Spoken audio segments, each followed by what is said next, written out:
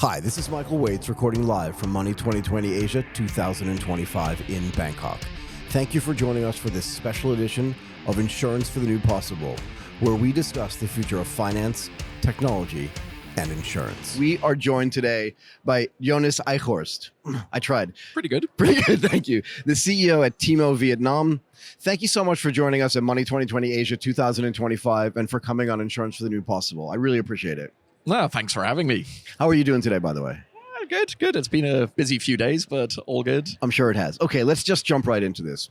With all of the hype around generative AI, agentic AI, and artificial general intelligence, like there's AI everywhere. Why do you think the biggest opportunity for Timo is to turn it into the most human company ever?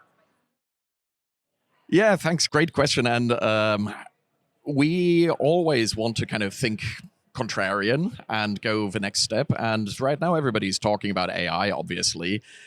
But if AI becomes table stakes, right now, 2-3 years ago, I was talking about AI as augmented intelligence, so make humans be able to do more. I still hear a lot of people now talking about AI with this idea of we'll be really, really smart and AI will support in the intelligence side. But I don't really think long-term that that's actually going to be true, because AI will become smarter and smarter versus humans, which actually have a certain ceiling. So how can we differentiate as a company? And my view is there's two paths that companies long-term can take. They can use AI to drive down cost like crazy and just automate. And that's a perfectly valid strategy.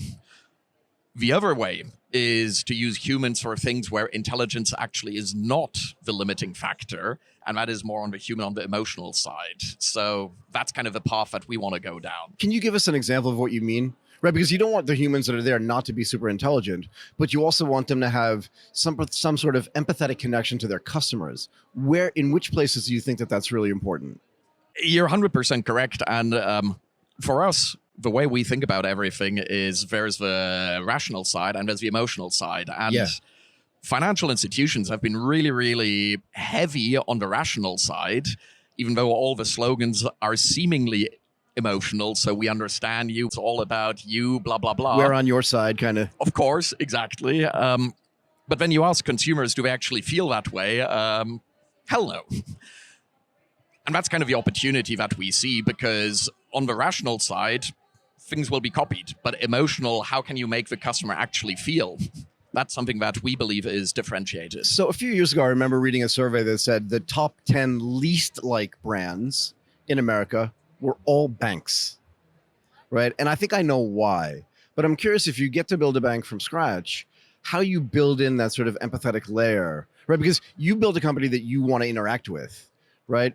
But how do you make sure that the thing that you're building is something that everybody else wants to interact with as well? And there's a layered question on top of that. Is there a generational change that's taking place, do you think? I'm not sure if it's generational. A lot of our customers, yes, demographically, they tend to be younger. But Vietnam's just a very young country anyway, exactly, right? So exactly. It is what it is. But the way we think about it is rather our customers are early adopters, because trying a new service requires a certain level of trust. Yeah. And of course, young people tend to be more trust-giving because they're open to new experiences. And also, they're not old enough to be cynical yet at some level, right? Exactly. I mean, there's kind of a flip side of that. They still believe if a bank says we're on your side. That they are. But it's good and bad, right? But at least you're working in a way that's thinking, I want to differentiate by being good. Exactly. And actually, it all starts from the people that we hire. So 95% of the people working at Timo today do not come from a traditional financial services background. They come from different industries. Everybody is exposed to finance, but different industries, and they want to build Timo into this financial company that they wish they had for themselves. Right. So how do you do that? Do you know what I mean? I interviewed hundreds, if not thousands of people when I was working at Morgan Stanley and Goldman Sachs. And I interviewed, I think, in a way that was very different from the people with whom I was working. Right? We were in a risk-taking business, and I always, like, the first question I would always ask people was, what's the biggest risk you've ever taken? And I'll tell you a funny story about this. Yeah, because I wanted to know, like, are you comfortable with risk? In a way, you can teach the trading stuff, but you can't reach the comfort. So I was interviewing this guy who was like 30-something years old. He said, the biggest risk. I remember. My mother made me play hockey with 10-year-olds when I was 7. And I'm like, that's a 28-year-old story. Right? So I'm not That's sure. some deep trauma. Yeah, some deep trauma. So I did not recommend him for the job. He took the job and failed miserably. And I think part of the reason why he wasn't comfortable with risk. But what you're trying to hire for is not necessarily risk, but for humanity. So how do you judge that kind of stuff? So within Timo, we're trying to look at 2 things. Radical authenticity. So people who are very comfortable with who they are. And that's both a good, bad, and ugly because we all have those. Like, sorry, but those shoes are horrible. Is radical authenticity? Hey, those were sponsored. I was just kidding. Be careful. But I mean, look what I'm doing. But exactly, radical authenticity being one. Right. The other thing is kind of people who have a point to prove. But how do you find that out?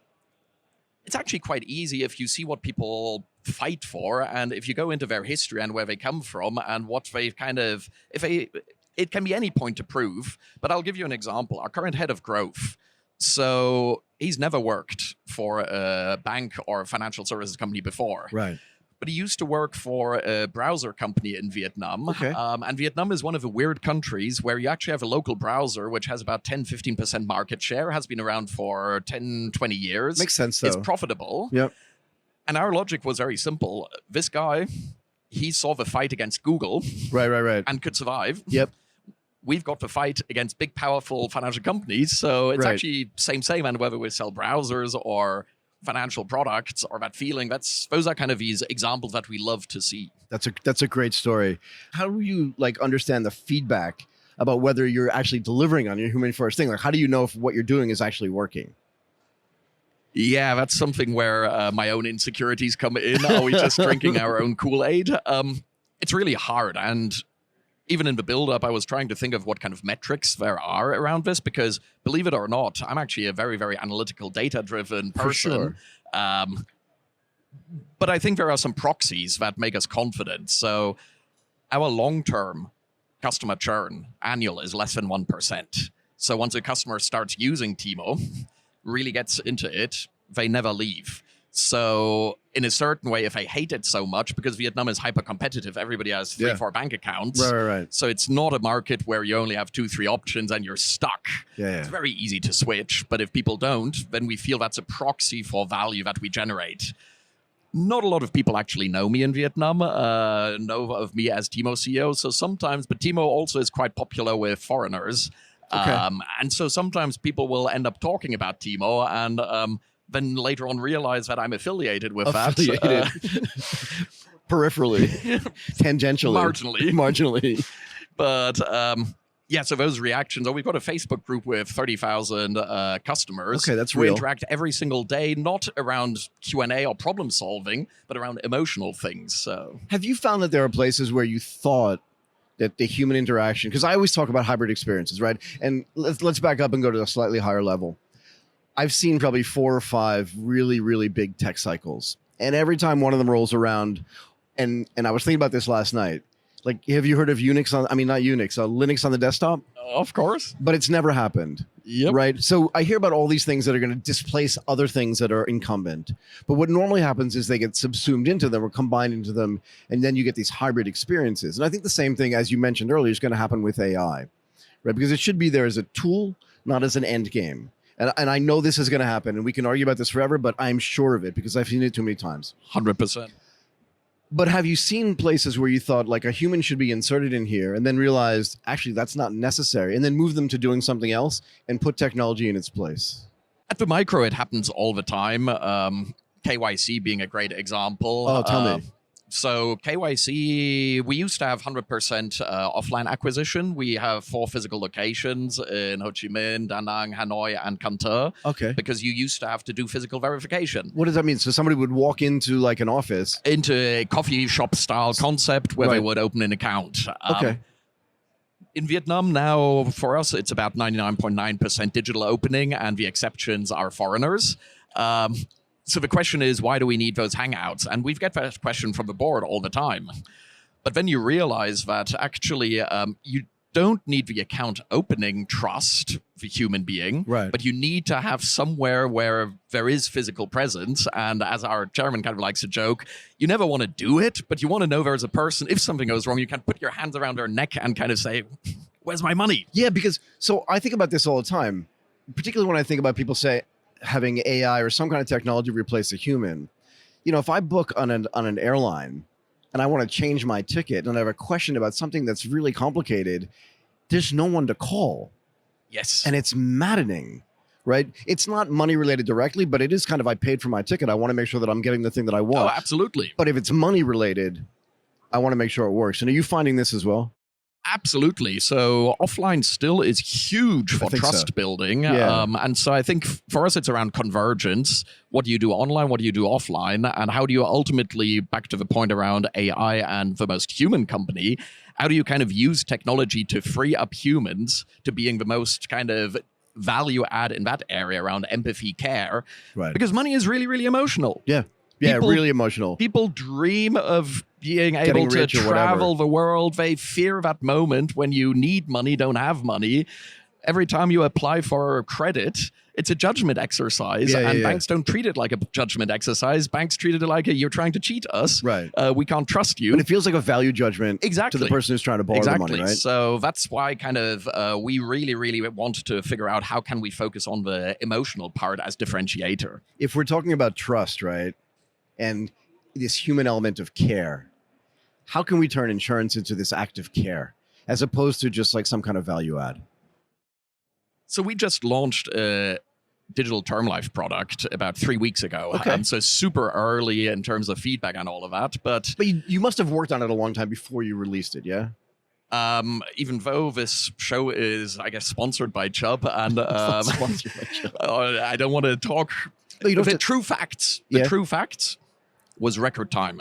Good. So it was about less than 2 months from the first time we said this is a product to live in the app. Go ahead. Sorry, I interrupted you. But the point was, as you said, insurance. Nobody really wants insurance per se, but they want protection. They don't want to worry. So and they want to be able to trust the thing that they're doing is going to work. Exactly. And so when we talk about term life insurance, it's actually a really weird thing to sell because you're selling something that you're not going to benefit from, because if I'm dead, what's the point? Yeah, but you care about your kids and your dependents and your husband and wife and stuff like that. Like almost more than you care about yourself if you're doing it the right way. Exactly. So actually, if you look at it, the first thing that we do is we actually ask, what is this for? Before we even talk about the product, because is it your kids? Is it your parents' health expenses or something? Right. Because a lot of our user base is young and they will be supporting also family. Vietnam family networks are very strong. Very strong. So it's really not about insurance or even digital term life. I'm not from insurance. 6 months ago, I had no idea what digital term life even means. And I'm not sure I need to, because the more I know about that, the less I can actually understand how the customer thinks and build it for that. So that's interesting. This idea that it's an act of care for somebody else as opposed to for yourself. 100%. So can you apply this to other financial products as well? Right? Like savings or investment, and make sure and say, why are you investing? But is this, again, to pay for your kids' college or to make sure grandma has medical care and stuff like that? Absolutely. And I think it goes, we need to think deeper as an industry around what are we really trying to do with these products. So if you do a 20-year investment plan and savings plan for somebody who is 78 years old, does that really make sense? What are they really trying to do? So, because it's not about money per se. It is about, hey, we're trying to build a home. That's the Vietnamese dream, buying a house. It's education. It is living the life. It is all of those things. And then understanding what is it actually that this financial product is trying to solve. Interesting. You mentioned earlier that, you know, there's this aspiration to compete with some of the biggest and incumbent companies that are already there. What are some of the challenges that are associated with that? I wouldn't say being an upstart, but just being a startup, actually. And how do you build brand trust, right? Because this is the big thing. If they trust the brand, you can kind of give them any product because they believe that it's going to be what you say it is, right? I have this thing I like to say, I do what I say and I say what I do, right? So it goes both ways. What are some of the challenges for you guys when you're trying to build against incumbents? We find that tenure matters a lot. What does that mean, tenor? So we just celebrated our 10-year anniversary actually 3 weeks ago. Got it. And you can't buy 10-year track record. No. Time, you just can't buy it. So that's something where versus other fintechs and startups, we find we have a lot of advantage. But if you look at those giants, to your point, we're tiny compared with them. We're dirt poor compared with them. But that also means that the usual playbook is how much money can we deploy? So how does digital transformation work for big financial companies? Yep. Board will ask the CEO, what's the plan? CEO says, okay, we have allocated $500 million to digital transformation. We're going to be spending it on 100 million developer hub, these kind of vendors and all of that. That's our plan. But massive vanity projects. It's most of the time, yeah? Sorry. Exactly. How do we think about that? It's kind of ironic because I get invited to digital transformation all the time. And what is it to transform digitally for us? Right. It's digital creation. Right. Now we're talking about AI transformation because for us now, that actually is a true thing. So how do we transform? But exactly to the earlier conversation, for us, that actually starts with the people, with the inputs. And the input cannot be money alone. We have to differentiate through rather finding a way that is different from other people, betting on something opposite. Right. I promised my board I cannot guarantee success. But what I can look at is coherence of the approach, coherence of betting on people on that. So this brings up two questions to me, and they're related, but they're about different topics. The first is, as you grow, because you said you're still small, right? As you grow, how do you maintain that ethos of we have to be human first, but still using the technology? As you hire more and more people, it gets harder to drift that thing down to the first people that, the lowest people that you're hiring. So how do you maintain that? And then I have a question about technology adoption, but go ahead. One of the things I'm quite proud about as CEO is we're growing quite quickly, in fairness. So transactions doubled last year. But in terms of headcount, today Timo has 247 people. Okay. And 2.5 years ago, it was 243 people. Okay. And that's it. So massive hiring spree. Massive hiring spree, 4 people. You see, our interview is really easy to get a job at Timo. But the point is that whilst customers are exploding, transactions are exploding, all of that, headcount is flat because we scale as a tech company. Yeah. What that does mean, though, is that every seat on the bus needs to constantly rethink what is it that they're doing. Right. And so that's why beginning of this year internally, for example, I made a very clear statement that I expect everybody to be 5 to 10 times more productive this year than last year. Normally, you would expect 5-10% every year.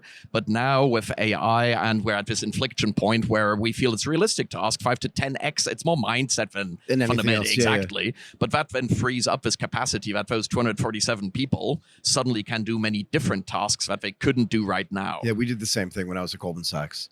Every time we employed new technology, we didn't hire more people to use it. We just got way more productive. And we saw, and you'll see this as well as you continue to grow Timo, we literally saw tech installation, learning how to use it, P&L spike. Yeah. And it was pretty consistent actually over the 6 or 7 years that I was there.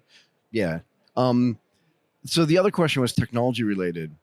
You talked about digital transformation, but you said you're talking about digital creation. But at some point, AI is not going to be the only new thing out there. I don't know what's coming next. You don't know what's coming next. But how do you make sure that you stay on top of that as well, whatever that new thing is? Right? Because now there's all this hype, but there may be some subtle things coming that you don't know. How do you then digitally transform or digitally create constantly? So I really like to go back to first principles thinking. And if I look at what digital transformation for me means, it's just digitization of data, meaning you can replicate, transmit at pretty much zero cost, right. Which is cool. What is AI really? For me, AI is just abundant low-cost intelligence that without the digitization of the data, there's nothing you can do for that. Which is hilarious because I did an entire recording last night with a company that just makes sure that your data is in a position to be used by artificial intelligence. Because if it's not in the right, not format, but if it's not clean enough, or if it's not effective enough, if it's not unsiloed enough, then you won't be able to use AI. So it's funny that you mentioned What's the name of that company? UCT, I think. Okay. UTC, I can't remember. Okay, I'll check the guys it out. in Kansas City. Okay, interesting. Yeah, so if we think from those kind of very simplistic, high-level, data, now intelligence applied to data, I actually think that robotics, generally forget about fintech, but robotics is going to be huge because this is all in the virtual world. But how do you now kind of jump from the virtual into the physical world? Yeah. But I think for us, it is always this ethos of reinventing. And we were very clear. Most people are scared of AI because most companies look at AI to get rid of people. Yeah. And it's very clear that most jobs are going to disappear. Most tasks that people do today are going to be gone. Sure. But the automation that because what you used to do is being automated, now you're getting kicked off a bus. But you're also freed up to do things that you could never do before, that you wanted to do. You will have to prove that you deserve to still be on the bus. And this is where it goes back to, you can't prove that you deserve to be on the bus by being a better computer than computers. You're going to be overtaken. Yeah, never going to happen. But you can prove that you're more human than an AI can ever be. You can understand that piece more. And so that's kind of where things are going, in my view. I mean, I'm pretty sure I said this to you on the prep call. Humans make very visceral connections with other humans. Yes. They don't want to necessarily talk to a chatbot all the time. I want to talk to Jonas when I have a problem, or even when I want to say thank you. I don't want to thank a chatbot. And that's where the connection really comes in. Okay, one last thing before I let you go. What does great look like for any company? It's a actually key, both personal and company strategy. In my life, I've so often seen things or thought, hey, I'm really smart, so I'm a 8 out of 10. Right. And then you meet this person who suddenly shows you, you're an 8, but the scale doesn't go to 10. The scale goes to about 100. I was going to say. But what that then means is, okay, now we know where the next level looks. And so this is why at Timo, don't care about customer service for banking or financial services. What is the best customer service overall? Originally, we were hiring a lot from hospitality because they make you feel welcome. They make you feel great. What does the best look like when you tech? walk into a 5-star hotel? Exactly. There's not some wise guy greeting you. Exactly. There's the nicest person in the whole world greeting you. All of those things. So whatever it is, one of the biggest electronics chains in Vietnam, they became really successful. And what they were famous for was that the motorbike guard, he was really friendly. Right. They had 2,000 stores at peak, but the first impression was really, really friendly by the motorbike guard. So looking at those things, traveling the world, one of my favorite companies actually is Kaspi in Kazakhstan. Because everybody talks about digital banking and they talk about Nubank. It's a great company, by the way, of course. Then Tinkoff became really, really cool. But somebody showed me Kaspi a few years ago, and I started looking at it. Wow, that's what digital banking could look like. Should look like, yeah. It could look like, yeah. That's crazy. Yeah. So, this kind of always looking across many different areas around the world. I guess that's one of the privileges that I have as CEO, and even these kind of conferences, talking with people like you, and just getting this exposure to what great looks like, so we then know we may be 7, and that's good. Right. But the scale is not to 20, and once we're 15, scale is at 50 and all that. I always like to say, like, best practices you don't have to get from your own industry. You can get from anywhere. And you should be looking everywhere to feel like, where's the best experience? And at some level, every company should be an experience company. Absolutely. And I love this idea that the motorcycle guard guy was like your first interaction. And if that guy was just like, you can park anywhere. Exactly. But if he was like unbelievably polite, you win. Jonas Eichhorst, the CEO of Timo Vietnam, thank you so much for doing this today. I hope you enjoyed this as much as I did. Absolutely. Thanks for having me. Thank you very much. Thanks.